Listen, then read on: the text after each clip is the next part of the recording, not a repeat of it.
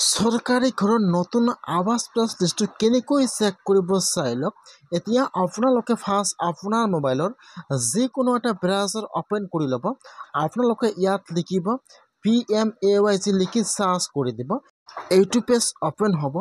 1 নম্বৰত চাব দি আছে PMAYG। আপোনালোকে সেইটো অপশ্যনৰ ওপৰত ক্লিক কৰিব। এতিয়া আপোনাৰ ওচৰত এইটো পেজ অপেন হৈ যাব। আপোনালোকে সেইটো এড্ৰেছটো কাটি দিব।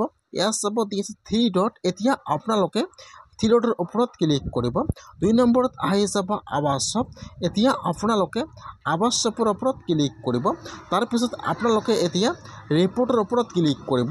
এতিয়া আপোনাৰ ওচৰত আৰু এটা নতুন পেজ ইয়াত আহি যাব এনেকুৱাকৈ। এতিয়া আপোনালোকে একেবাৰে তলত আহি যাব।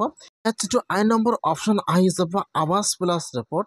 ইয়াত যিটো আইৰ 3 নম্বৰ অপশ্যন দি আছে আপোনালোকে সেইটো অপশ্যনৰ ওপৰত ক্লিক কৰিব। এতিয়া আপোনাৰ ওচৰত আৰু এটা নতুন পেজ ইয়াত অপেন হৈ যাব এনেকুৱাকৈ। ফাৰ্ষ্ট চাব দি আছে অল ষ্টেট। ফাৰ্ষ্ট আপোনালোকে ইয়াত আপোনাৰ ষ্টেট নাম ছিলেক্ট কৰি লৈ ল'ব। তাৰপিছত ইয়াত আপোনাৰ ডিষ্ট্ৰিক্টৰ নামটো ছিলেক্ট কৰি লৈ ল'ব। তাৰপিছত ইয়াত আহি যাব আপোনাৰ ব্লকৰ নাম। আপোনালোকে ইয়াত আপোনাৰ ব্লকৰ নামটো ছিলেক্ট কৰি লৈ ল'ব।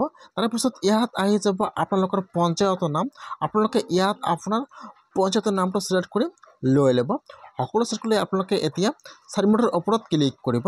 যেতিয়া আপোনালোকে ছাবমিটৰ ওপৰত ক্লিক কৰিব, এতিয়া কিন্তু আপোনাৰ ওচৰত চৰকাৰী ঘৰৰ আৱাস প্লাছ লিষ্টটো ইয়াত অপেন হৈ যাব এনেকুৱাকৈ। ফাৰ্ষ্ট আপোনাৰ ডিষ্ট্ৰিক্টৰ নাম দিয়া থাকিব, ব্লকৰ নাম আহি যাব, আপোনাৰ পঞ্চায়তৰ নাম আহি যাব, ইয়াত আপোনাৰ ঘৰৰ ID নম্বৰ আহি যাব, ইয়াত আপোনাৰ ফুল নেম আহি যাব আৰু এয়াৰপৰ্টত আপোনালোকৰ গাৰ্জিয়ান নাম আহি যাব।